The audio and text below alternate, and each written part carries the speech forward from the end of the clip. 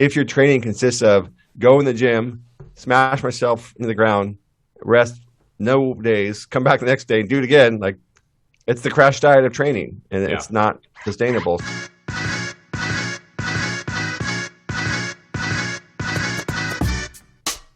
Hello and welcome to the Physical Preparation Podcast. I'm your host, Mike Robertson, and I'll be joined on the line later today by my good friend and conditioning expert, Joel Jamieson.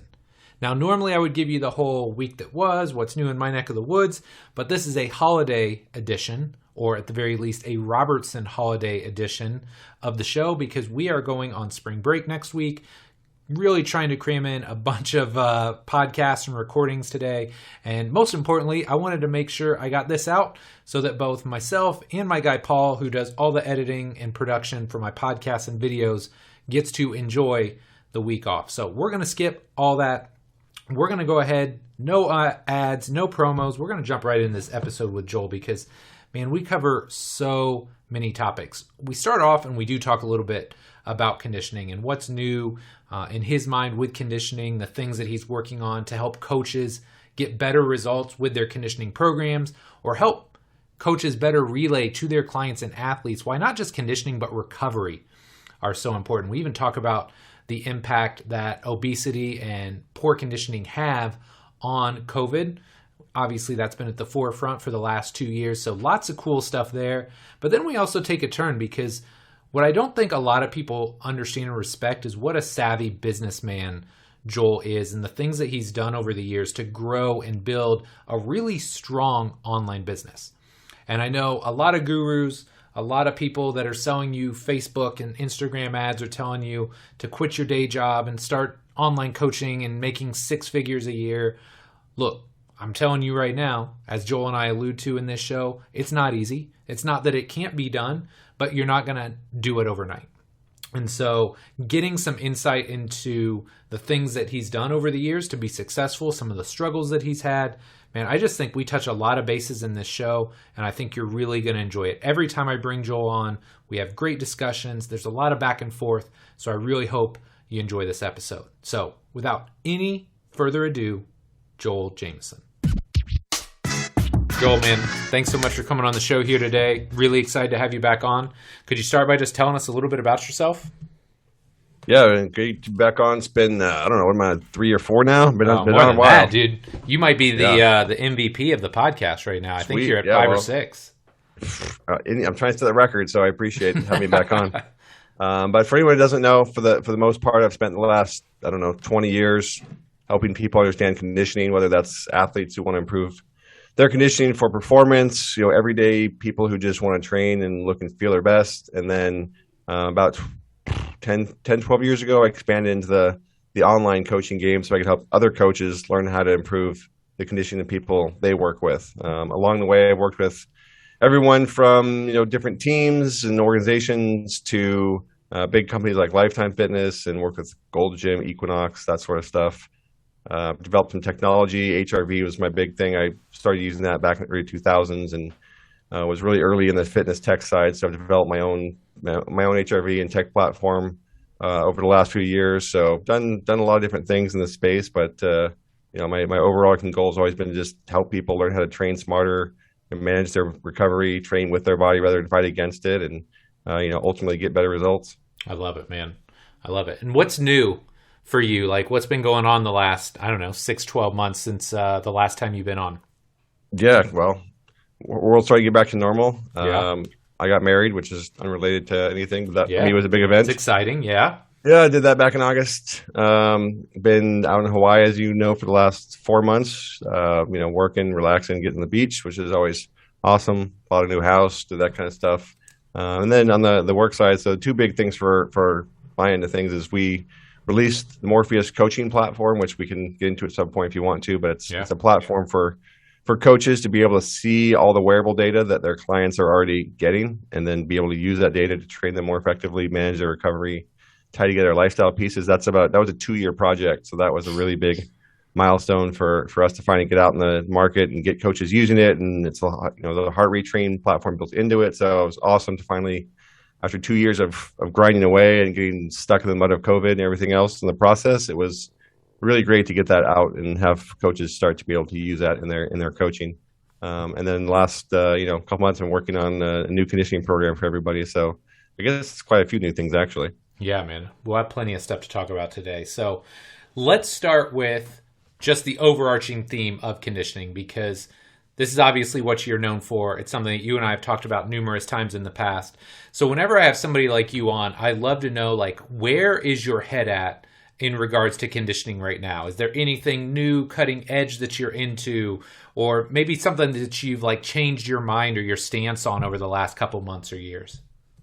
I don't know if there's any big changes per se. I think a lot of it's been just kind of dialing things in. So, as we finished the Morpheus coaching platform, like I mentioned, and we got a live group training platform out there for heart rates, the question is always, how do you train group fitness in a way that's productive for everybody, right? How do you help multiple people improve their conditioning? Because for a big part of my career early on, I trained one person at a time, right? I trained a bunch of combat athletes. I trained NFL players. I trained people trained for the Olympics. I trained some very high level people, but it was just one person. So I had the ability to write their individualized program, to manage that every single day, and to work with them one-on-one. But that's not really the reality for a lot of coaches out there. They're doing one-on-ones for some part of the time, but a lot of times they're doing small group, big group, large group fitness. So the question has always been, okay, well, how do we take the principles of conditioning and help people run small and large groups where everybody is doing the right thing for themselves? And that's where, heart rate training really is the most powerful thing you can do, because it allows each person to dial their intensity into what's appropriate for them, versus just telling everybody to go as hard as you possibly can and repeat, right? Rinse and repeat, which is kind of the typical group fitness approach in the past. So, really, I think the thing I've been focused on is just that. It's how to help people use heart rate training in a meaningful way, how to help coaches use the wearable data in a way that can make that even more personal. And then just, again, making sure that people have the right fitness path in front of them. I think now more than ever, I don't know if you saw this, there was a paper I posted somewhere, I think, that looked at HRV and COVID hospitalizations and survivability. And HRV correlated to aerobic fitness very well in general. So it showed basically that people with higher HRV, i.e. greater aerobic fitness, which is a big piece of conditioning, they fared much better against COVID, particularly the older they were, the more that difference that made. So, we're at a time now where people are getting back to the gym, and they're getting back into the office, and taking care of themselves has never been more important than ever. So it's about getting that message out, I think, around, conditioning and aerobic fitness and training intelligently, and, doing all those things to, maybe you're not an athlete who wants to perform and make millions of dollars, but you don't want to get sick and die. You want to stay around and be healthy, and conditioning and the aerobic side of that game is a huge piece of that. So, I think that's something that we can all work towards as a collective fitness community, and help people get the word out there. Because I don't know about you, I'm sick of, I think everyone's sick of the mandates and the lockdowns and everything else. People want life to get back to normal, and we know that this is going to be there's going to be more of this coming. And the best thing people can do to protect themselves is improve their health. I mean, I wish to God the government had spent 2 years promoting that message, because they didn't. There was another paper I saw. I believe it was 80% of the COVID-related deaths came from countries where greater than 50% of the population was considered overweight. Isn't that crazy? Right? It's crazy, right? I mean, it isn't. It's just very clear that the healthier you are, the more robust your immune system and your aerobic fitness is, the better you fare. And so if half your population is overweight, that's not going to bode well for you. So I think the big message we should have learned coming out of COVID, but didn't necessarily, is the importance of everyone taking care of themselves collectively and being in better health and improving their fitness and, keeping themselves in the gym. But that really wasn't the message, unfortunately. And I think we need to, again, kind of as a community, the fitness world, band together and spread that message. And look, the best way to keep yourself healthy, and, if you want to wear a mask, whatever, feel free. But at the end of the day, you've got to get in better shape, Absolutely. Improve your health, lose weight, take care of yourself, and you'll be fine. Those are the main things that are going to help protect the population. So that's what we should be focusing on. Absolutely. And talk to me a little bit more about just Morpheus as a whole, because like you said, it took you 2 years to bring this to market. And give us like a bird's eye view. If I'm a coach and I run a semi-private training gym, and I got whatever 50 or 100 people I'm responsible for. Yep. How does Morpheus work for me? Like, how does it work on a day-to-day basis? What are they doing, on the user end to help track their data, and how do I see it? Like, give me some insight into that, because look, I've seen the back end of it and I've seen how it works, and it's amazing. So I want you to talk about that a little bit. Sure. The big picture is one of the things I've started to learn pretty early on with my coaching and using HRV data is that all the stuff that happens outside the gym plays such a big role in the results that people see from their training. So if someone's sleeping 8 hours, they're going to get better results than if they're sleeping 4 hours. If someone's nutrition is dialed in, they're going to get a lot better results than if it's not. If someone's working 80 hours a week, stressed out of their mind from everything else, like their ability to respond in a positive way of training is way less. So you have to take that into account. The problem is, right now, for the most part, coaches don't have any way to track that data, to see that data, or to use it. So I mean, sure, if you train one-on-one, you can ask people, but are you going to get an honest answer most of the time? Probably not. The person might not even be aware of it. So, I basically realized like all of this stuff that's happening is so important to the results, and which is ultimately my job is helping get better results. But if I don't have access to any of the information, a lot of work is just guessing and hoping it works out and telling people, go and make sure you get enough sleep. But it's not always, not always the case. So the biggest thing that Morpheus does in a nutshell is helps coaches connect those dots between what they're doing in the gym and what they should be doing in the gym and all the stuff that's happening when they're not in the gym. So Morpheus looks at how many steps and calories. It looks at their heart rate variability. It looks at their sleep and how they rate their own sleep. It looks at their workout heart rates. It looks at basically all the dots of fitness inside and outside the gym.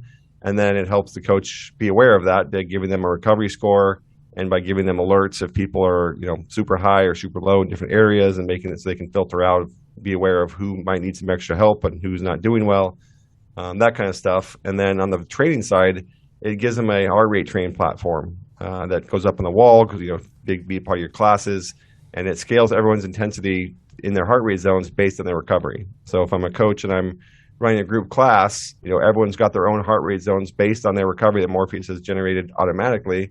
So I can get everybody into the same zone. I can do the same type of intervals, the same type of conditioning work, same programming, but everyone's intensity is dialed in individually to them, which is, again, what I talked about, what's the hard part right now of without that, you kind of don't have a way to do it. So we take the cool thing too is, there's endless wearables out there, right? I mean, people have all kinds of devices, and we try to work with as many of them as possible that people already have. So Morpheus isn't meant to be a device that replaces, an Oura or an Apple Watch or a Garmin. We work with those companies and we pull data in from them. So we pull in activity and sleep and workout data from pretty much, 90% of wearables out there. So they've got a Fitbit, they've got a Oura Ring, they've got an Apple Watch, they've got a Garmin, they've got a Polar, they got whatever. We can track the data from those devices into Morpheus so the coaches can then see it. Yeah. And then we have a device for to measure HRV once a day, and that completes the picture of recovery. And we try to, again, just be as flexible with what people have. If they have no devices, they don't want to track anything, well, your phone will track your steps automatically. We pull the data in from that, and then you can just enter in manually how many hours you slept, and then we can track it that way. So try to be as flexible as possible to whatever people have. We'll use the data, and if people don't have much, we'll just use the manual option. So like I said, the biggest goal here in what we're seeing so far is coaches never had access to this information before, right? Like, they didn't really know how much people slept. They didn't know what their recovery was. They didn't know what they were doing outside the gym. So when you start seeing this data, it's very eye-opening. And you realize like a lot of people are not making the best choices when they're not with you. So it's important to know that because, you have to be aware of it so you can manage the program more effectively and you can help people improve those things. Because I think the role of the coach, it has to be a bit more than just come to the gym, give you a workout, see you, next time. Like there can be more to coach. There needs to be more to coaching than that if you really want to help people, stick with you and make long-term gains. I think that's the challenge, right? It's how do I help someone make long-term progress, not so you get some great results for a month and then they kind of hit a plateau and then they eventually leave. Like that's not what you're going for. So if you can tie together the lifestyle piece with a training piece, you're in a much, much stronger position. You're going to build a better relationship with that client. You're going to have communication with them you never did before. They're going to be much more loyal to you. They're going to stick with you, and you're going to get just better results for them. So it's a win-win for everybody. Well, and there's this element of education along the way, right? Because there is this natural intuition of if I'm 50 pounds overweight, well, I just need to crush myself, right? I just need to work harder. And you know as well as I do, like, maybe, but there's plenty of times where you go in the gym and crushing yourself is like the worst thing you can do for your body.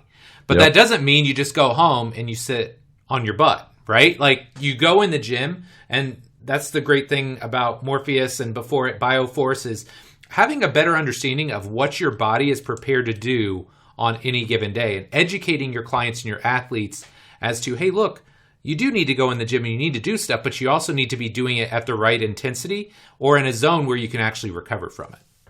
Yeah, exactly. And that is the thing. You know, I think we've, not just American culture, but, you know, the westernized world that has kind of followed this idea, right, of like, oh, no pain, no gain, high intensity or no intensity. And it's, you know, like, sure, you have to work hard. There's no question about that.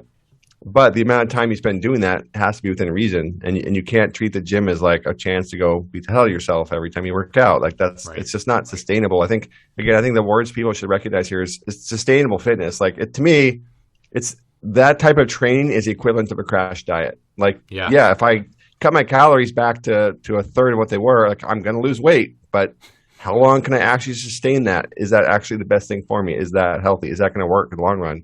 Probably not. It's none of the above. Right. So it's the same thing with training. Like, if your training consists of go in the gym, smash myself into the ground, rest no days, come back the next day and do it again, like, it's the crash diet of training, and it's not sustainable. So the long-term approach really is to manage your recovery, because ultimately that's what's going to chart the path forward. And the best way I try to give people understanding of it is recovery is what sets the limit of what I would call effective training. Yep. And what I mean by effective training is training that's actually going to translate into results. And you can only train as much as your body can recover from, because it's the recovery aspect, the recovery process, where your body sees the improvements, right? It's you don't get better while you're working out. You get better in between the workouts as your body recovers itself and repairs itself and super compensates and builds bigger, stronger, more efficient, and everything else. So if those processes don't have enough time or resources being driven to them because you're spending so much of it in the stress state, you don't get better. I don't care how much you train. Train more doesn't make you better, right? It makes you worse. Right. So the recovery is what sets that effective train limit. And people, when they start actually having a gauge of recovery and they start seeing how their workouts and their sleep and, you know, hydration and everything else affects them, they can make much smarter decisions. And ultimately, I think as a coach, if I can get somebody to recognize the most important things they need and make better decisions for themselves, then I'm doing my job. Like, people need to take control of their own fitness. Like, my job as a coach isn't to do everything for you. Right. It's to help you make the best decisions for yourself outside the gym, and then use that to train you as intelligently inside the gym. But, you know, again, as a coach, my role is always meant to help people really find their own path by understanding all this, having the education and having the insight and knowing what to do and how to do it. And I think if you can empower someone to do that and take control of their own fitness and their own lifestyle and all this sort of stuff, you're going to get much better long-term compliance and long-term results and retention and all the things you want as a coach. Yeah, I love it, man. Okay, so prior to the show, you mentioned that you're getting ready to drop a new program. And I think we've talked about this in the past, but fill me in, man. Like, what have you been working on these last couple months? Yeah, so I'm calling it a conditioning master program. Right? Oh, okay. Sounds cool. Sounds super cool. That sounds super cool. Yeah, so essentially, the way I'm describing it is, think what would happen if a training program and a master class had a baby of some sort.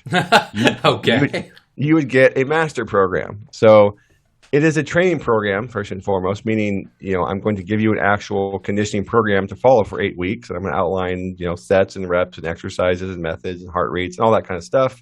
But I'm also going to include a master class level video course on all things conditioning. Because like I said, I don't want to just say, here, follow this. I want people to understand the hows, the whys, and what else to do aside from the training piece. So I'm diving into, you know, understanding what conditioning is. I'm talking about energy systems. I'm giving people a roadmap to better recovery. I'm going to tell them how to use the data they have coming in to help them manage the whole thing more effectively, how to track their conditioning, right? So, you know, I just think programs are great, but we need to have more information than just what the workout needs to be. And so the idea was like, you know, I've had a lot of people buy my book, Ultimate MMA Conditioning. I've had a lot of people take my certification course where I teach them all this stuff.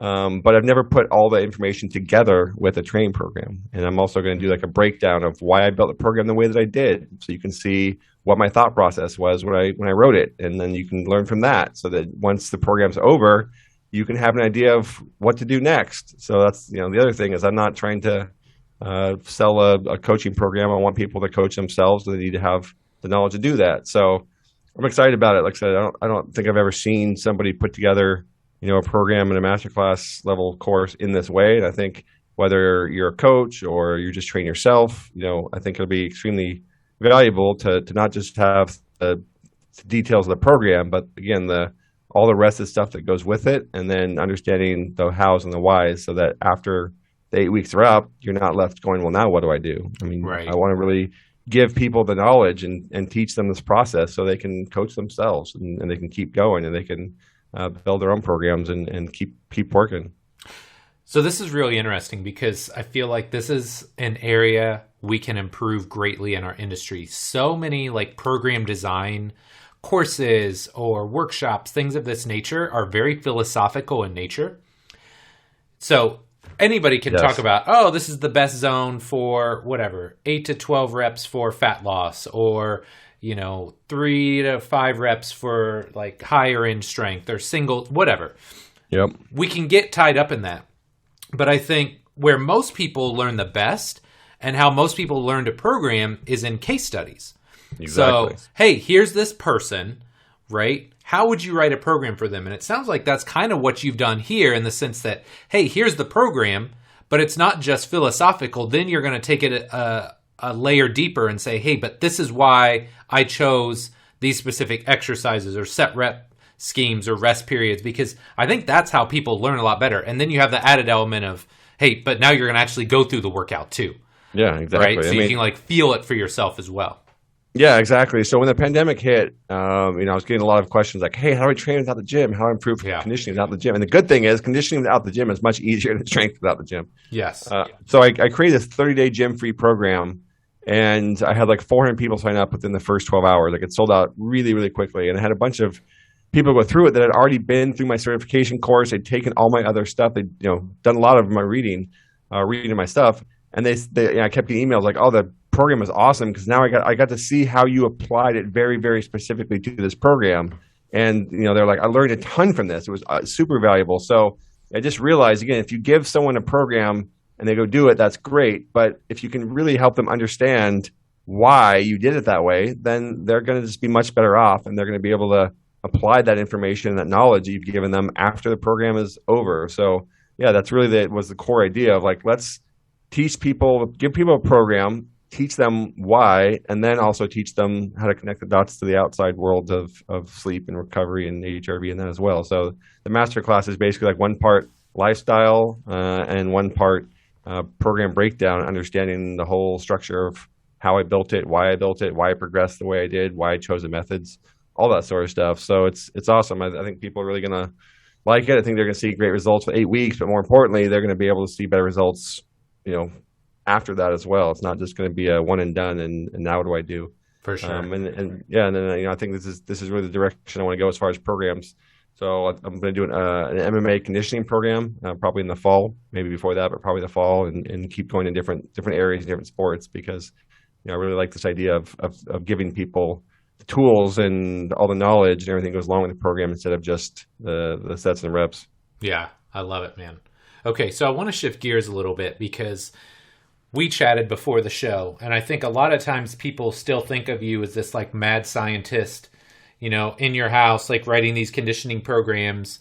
And, one of the reasons we bonded over the years is because we do both have passion and interest in growing an online business, right? And so I would love to hear, just for starters, how did you get started in the online space? Like, what made you go from, hey, I'm doing well, training these fighters and running my gym, but I think I want to move into this space. So what prompted you to do that?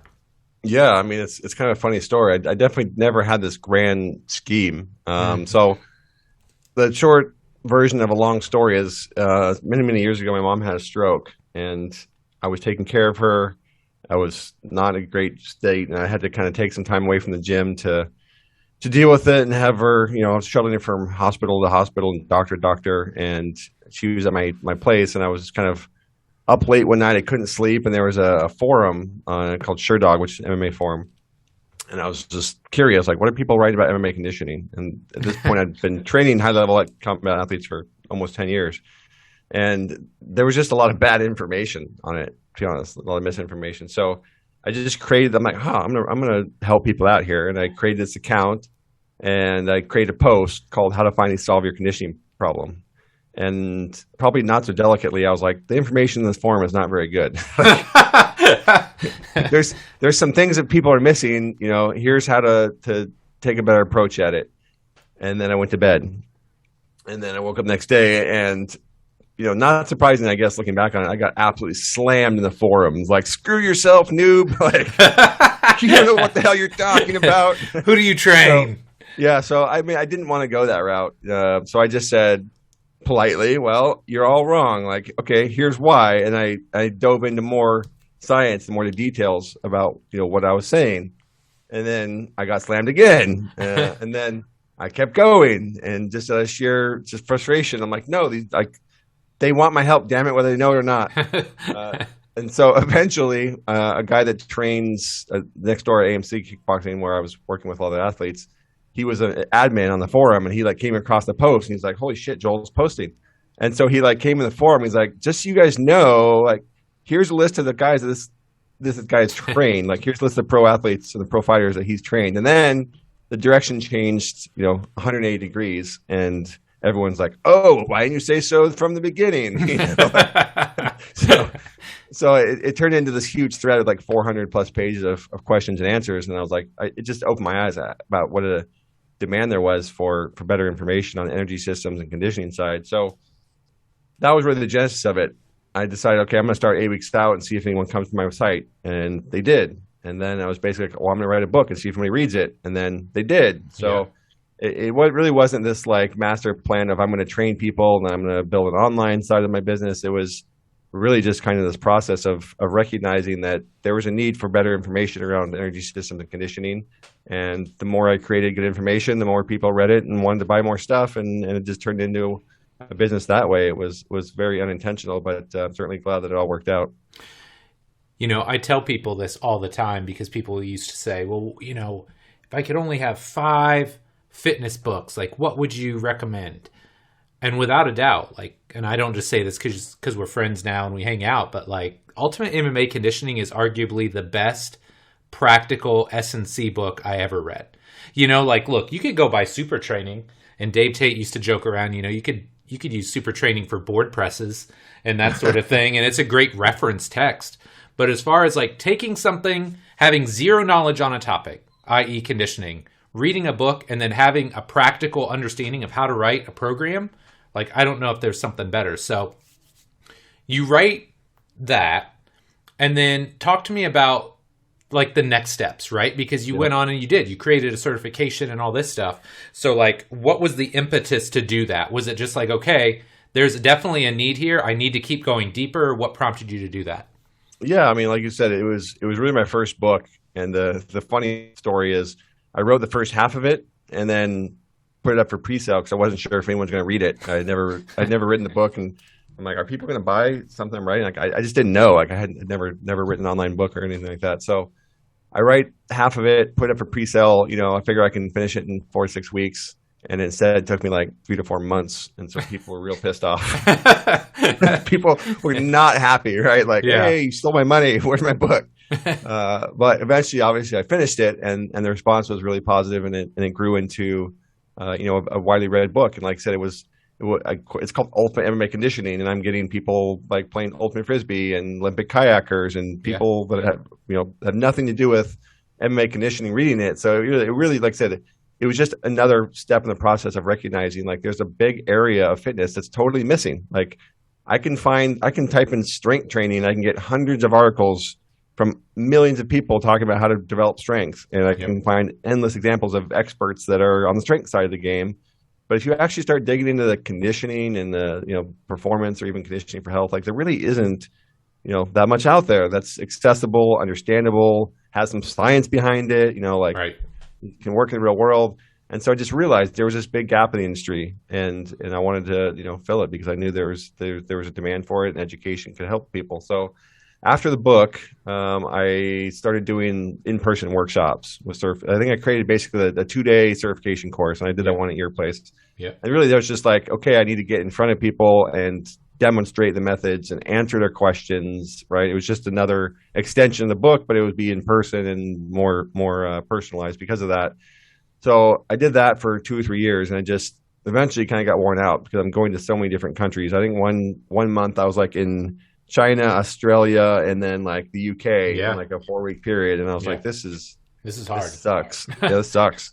I don't want to do this anymore. So that's when I was like, created the online version of it, which obviously made it more accessible and more scalable and everything else. And so that has been extremely successful and just made it so many people all over the world could do it without traveling to me or me having to travel to them. So again, a lot of it's just an evolution, right? It's understanding what people want and making sure that you give it to them and you're doing a good job of helping them, achieve whatever it is they're trying to achieve. And because I realized there was this big demand for conditioning and energy systems in a practical way, because like you said, I think that's the problem in the industry. Like you can study energy systems and you can read a physiology textbook, but then you're like, well, now what? Like that doesn't really help me. Like, so, I've always tried to just give people real scientifically backed, good, solid information that's based on real evidence and real best practices and real examples of ways I've coached, and then give them the practical application of here's how you go do it, right? So,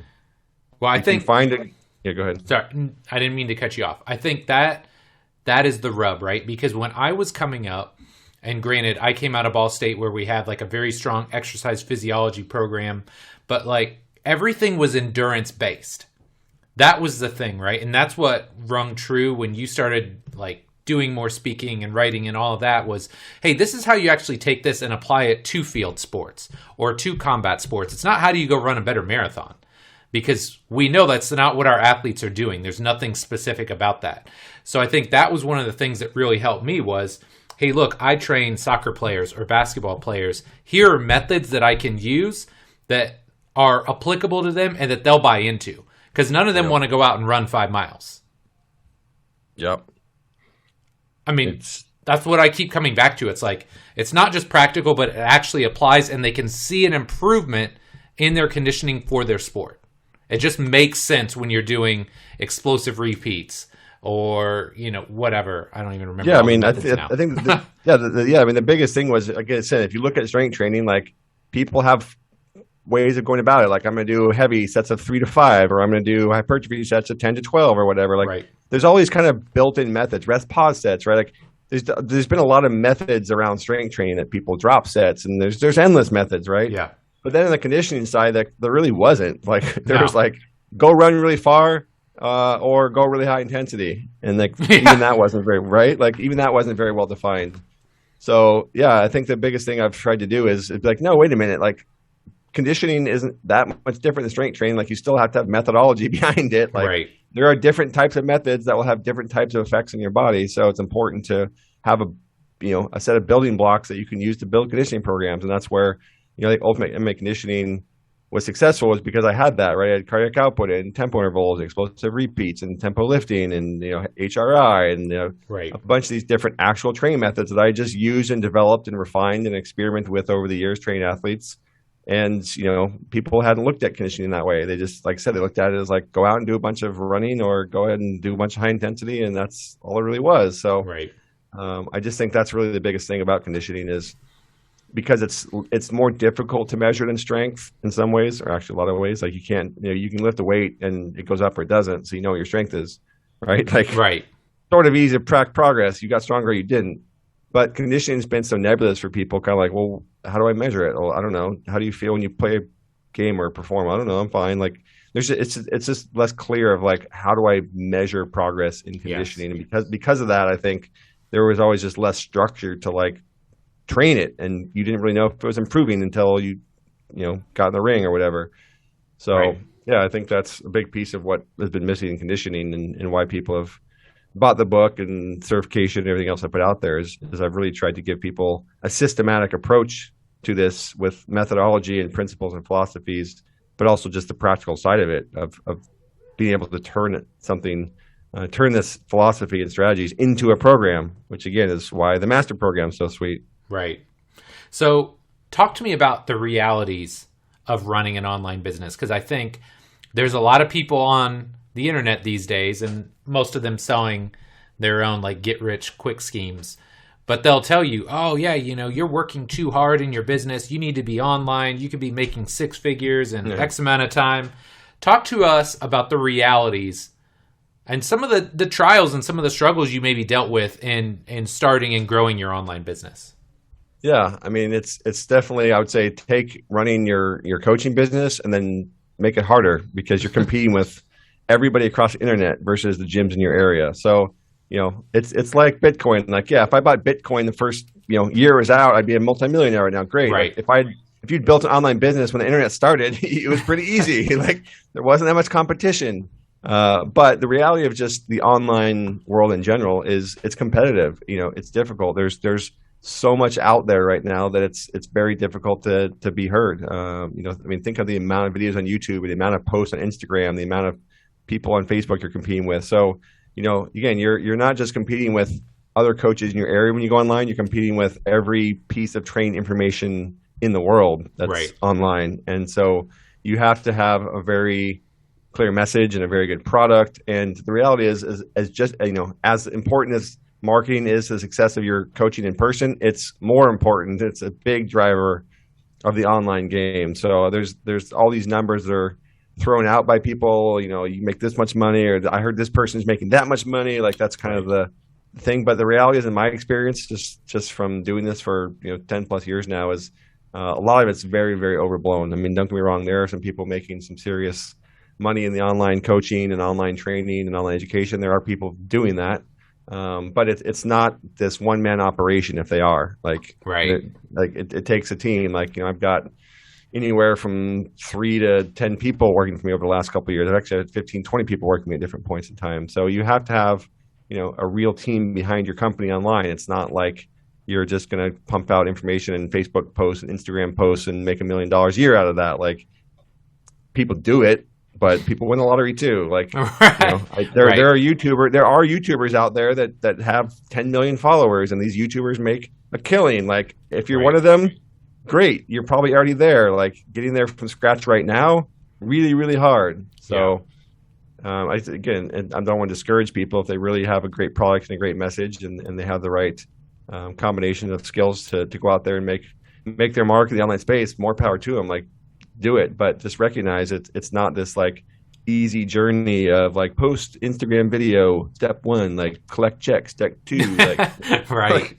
just doesn't work that way. You're out there in the world, and your information has to come to the top of the clutter of information. And these days, there's more clutter than ever. So yes, you really, again, I would say if you're going to go online, I think it's really important that you've built a successful coaching business, because if you haven't proven that your methodology and your philosophy and your system and your whatever works, then why should people buy it? I mean, it sounds kind of harsh, but I've seen a lot of people who are kind of shitty trainers want to go sell some stuff online. And I'm like, but you're a shitty trainer. Like, why would someone buy your stuff? I mean, it may sound harsh, but like, unless you are really good at what you do and you have a really good product, like you're never going to sell it. Even if you're really good at what you do, and you still are going to have a hard time selling it because of those challenges I mentioned. But like I coached for 10 years some of the best fighters in the world before I wrote Ultimate Conditioning. Like, I didn't just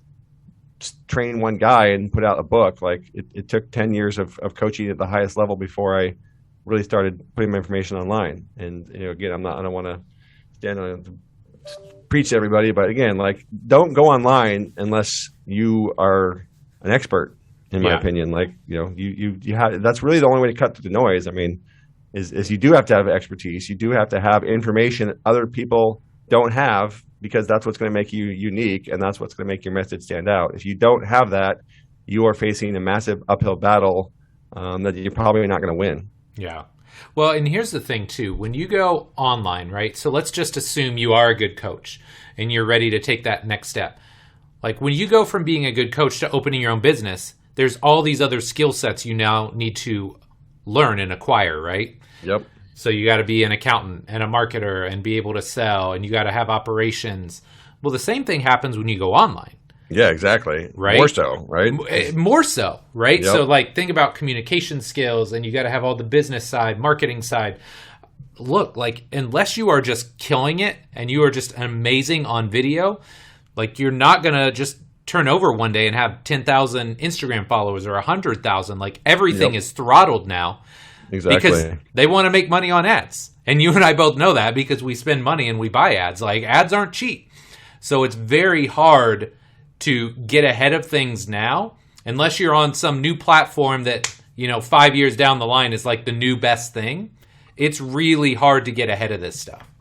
Yeah, exactly. So there's just so many moving parts that people don't see online. I mean, don't get me wrong. Like I said, there are the people who crank out, YouTube videos and they have the right personality and the winning combination. Yep. But I'll tell you what, they're not in fitness. I hate to break it to you. Right. Like they're in gaming and they're in beauty and they're in fashion. Like those sort of influencers are, out there and they're making a ton of them. But I personally can't think of a ton of fitness, people that are just making nothing but YouTube or Instagram videos and making a huge amount of money. Like there's not many of them. Like they might be out there, but that's a small maybe percentage. 5. I don't know. Like there's not many. No, I mean fitness is a hard space. It's super, super competitive. And at the end of the day, like it generally takes more than just shooting a video where you look really good to turn it into a business. And then, like you said, there are all the things that people don't see behind the scenes. Like I got to know how to create content and actually produce it and post it and get it on my website. And then how do I build a website? And then how do I take money? How do I create? I mean, there's endless things that have to happen online for people to be successful. So again, I would say I'm not trying to discourage people. I mean, I think a coach can make a little bit extra change here and there if they want to, and maybe they have some online stuff. They make an extra $1,000 a month if they really get into it or whatever. But saying like I'm going to build a 6-figure online coaching business is very, very difficult, particularly if you've never done it in a gym or in a personal setting. And I would say I think COVID made it harder, to be honest with you, because everybody went online during COVID. Not just now, it's not just like individual coaches, it's big ass companies going online to offer fitness programs and products. Like you're competing with everybody who decided to have an online program, an online product, an at-home I mean, just so many people went in the online fitness space during COVID because that was the right way to go at that point. But, the world of competition just increased tenfold in online coaching. I mean, now there's 1 million online coaching platforms, 1 million online coaching sites. There's 1 million online programs. Like there's so much in the online game now that it made it that much more difficult for kind of your average coach or trainer who does a great job at his or her gym. Now, like it's even more difficult to cut through all that noise and get people to find you and to buy your stuff. And, it's hard. Like there's no easy answers. I would just say if that's something you really want to do, just be really, really aware of the challenges and have a good plan because it's not easy. Yeah. And if I could leave them with something, I'm going to have Shantae Cofield on the show here in a couple weeks.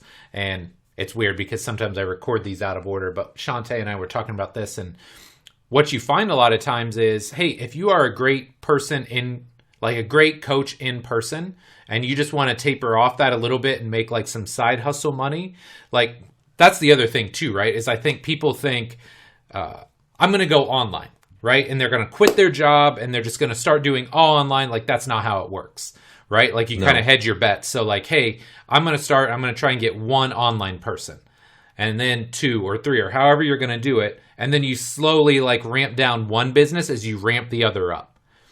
Versus a lot of people think they're just going to like burn the boats and, I'm going all online, and magically you're going to have whatever 20 or 30 online clients waiting for you when you do that. It just doesn't work like that. Like anything else, you got to like build up to it over time. Yeah. So, I mean, even after I wrote Ultimate MMA Conditioning, like it was a good side hustle. It was making me, a good amount of money, and it was great. But, I would still train people in the gym from, 9 or 10 in the morning until 8 or 9 o'clock at night. Then I'd go home, like eat some dinner, and then I'd get online from like 10 at night to 1 or 2 in the morning and answer all the email questions I got and work on shipping and printing and dealing with the back end of understanding how to build a website and all that sort of stuff. So I was, for years, for like 3 or 4 years, I was doing that, I was training people every day, all day. And then answering all these questions and trying to build my online business at night. And I couldn't just stop doing one for the other. Like I was doing both for a long, long time. And then I started having to add people to help me on both. I had to hire someone to ship and answer customer support questions for me. Well, then I got to manage that person, right? So right. there's just, the more you grow, the more headaches you have to deal with along the way. Yes. But yeah, like I said, I think, again, I'm not trying to discourage. It can be done, right? Like yes. I've done it, you've done it. Like we've built online businesses and online coaching, and it can be done. I just think people need to be very realistic about what the expectations are and what the journey is going to look like, because it's not this panacea of, like I said, step 1, make video, step 2, deposit check. Like, does not happen. Like right. it's going to be an uphill grind and a battle, and it's going to take time, but it can, if you're willing to put in the work and you're really smart about it and you are committed to it, then yeah, you can do something with it. Just don't have this idea that it's easy, because it's not. If it was, then yeah, exactly. It's not. If it was easy, we'd all be rich. Right. But it's not.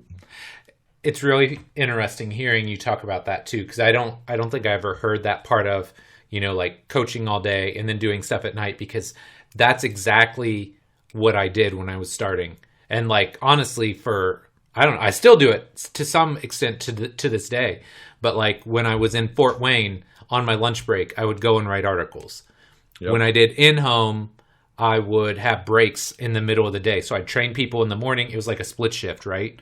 So I'd train people in the morning, maybe get some lunch, and then I'd write articles or create, again, showing my age here, but like scripts for DVDs or write manuals. Like that's kind of how it's always been. It's like there's the day job and then there's the side hustle, but there's never like this instance where it's just one versus the other. It's like, hey, look, like you're going to have to find time or make time to get this stuff done if it's important to you. Yeah, that is the hard part. And I'll say in the last 2 or 3 years, I've had quite a few people that are very high level coaches. Like I'm talking guys that have been working at like some of the best teams in the world, or guys that are big organizations, like really, really successful coaches that I know are tremendously good at coaching, come to me and say, hey, like I've seen you make the transition. It looks like you're doing well with your online business. Like I want to start heading that direction.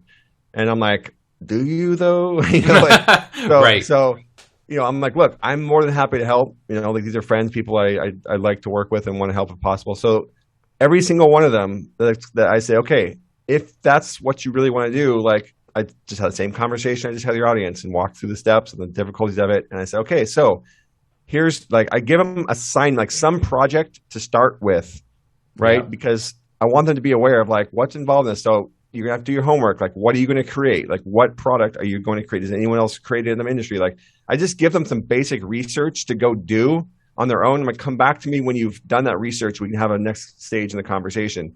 I would say out of like, I don't know, 6 or 10 people, like one person has taken that step.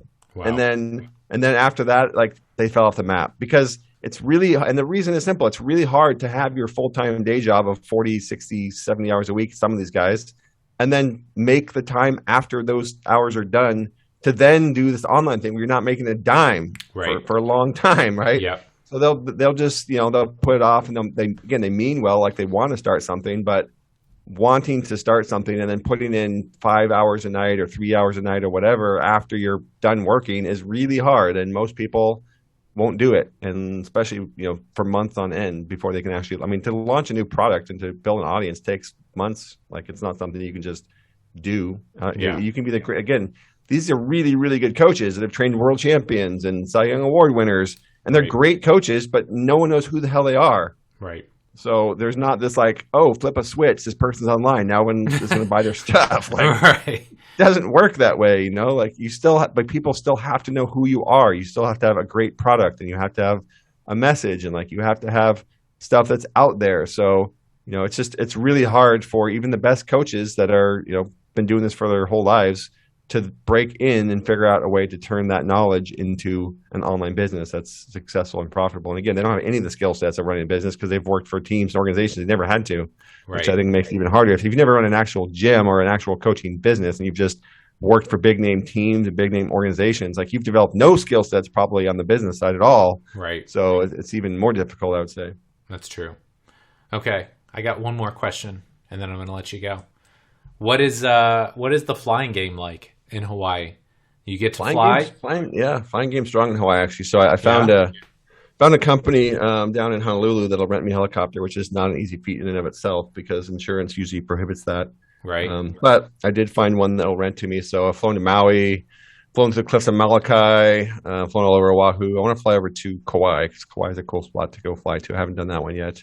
Actually, I really also want to fly down to the Big Island when they have a big lava flow and fly over the top of that. So Wow. there's always cool stuff to fly around. So that's one of my missions is getting over to those two. And actually, since we're on the subject of flying here, I'm gonna pitch something to your audience now that is not going to happen for 2 years. Okay. Just to plant the seed. I love it. And your seed, the seeds will be planted in your brain too. So I went to Antarctica in December.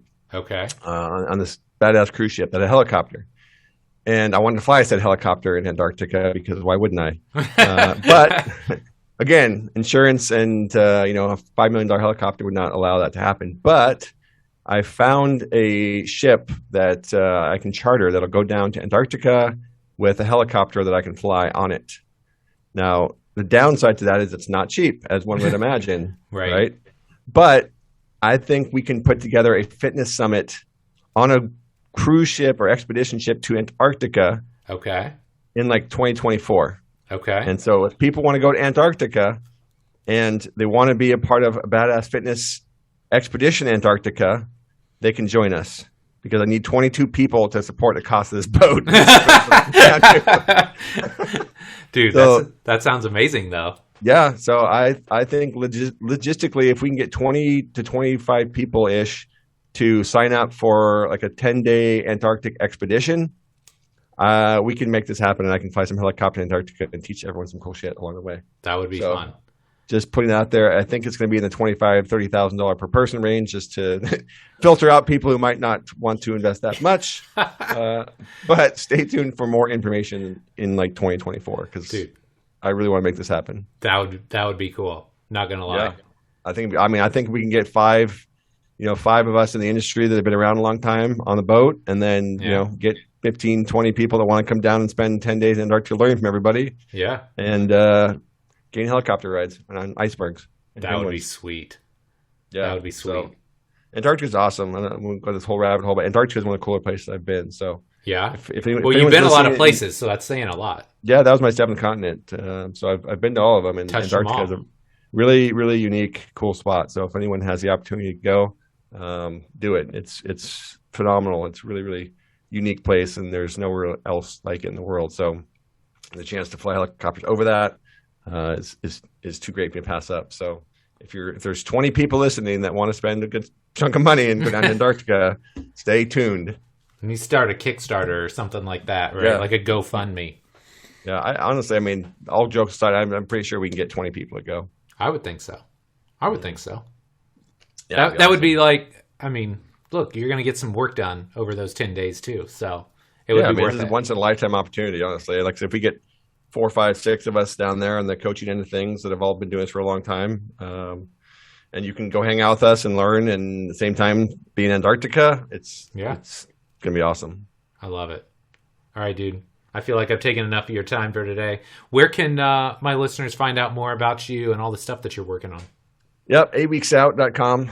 Same as always, just number 8weeksout.com. And then there's a new tab on there, depending on when you listen to this, that says programs. And that's going to have the conditioning master program details we talked about. You can also find Morpheus and all that stuff there. And you can go to IG, Coach Joel Jamieson, where I post some stuff every once in a while, some flying pictures, but mostly training related content and good stuff on there. But 8 Weeks Out's really the home base. I love it, man. Well, I'll make sure I get all the links in the show notes. And again, Joel, always great catching up, man. I appreciate you. Yeah, great being on back again. If I'm not the record holder now, I better be soon. You're the champ. You're the champ, man. All right. Take care. All right, my friend. That does it for this week's episode with Joel Jamieson. Really hope you enjoyed it.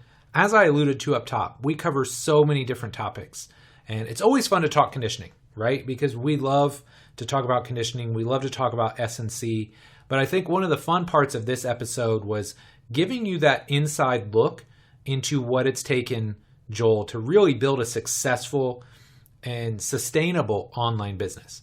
There's a lot of people out there that are going to sell coaches, hey, make 6 figures your first year out. Like, look, very few people are actually doing that. I wish more people could do that. It would be awesome to work 4 hours a day remotely from the comfort of your own home without ever having to interact with another human being in real life, but it just doesn't work like that. And so I think Joel is such a great example of, hey man, he had a gym, he was a trainer, he started the side hustle, and then he built from there. So I hope you enjoyed those insights. I hope you enjoyed those stories. And most importantly, I just hope you enjoyed the episode, because I love catching up with Joel and I got so much respect for him. So I hope you got something out of this as well. Now, small favor to ask. If you enjoyed this episode, please do me one favor right now. Wherever you're consuming this podcast, go there right now and hit the subscribe button. iTunes, Stitcher, SoundCloud, Spotify, Google Play, Amazon, wherever you consume podcasts, hit the subscribe button so you know each and every week when a new episode drops. Because I'm telling you, friend, I got some really, really good episodes lined up in the coming weeks. I'm excited. So, as always, thank you so much for your support. Love and appreciate you. And we'll be back next week with our next episode. Take care.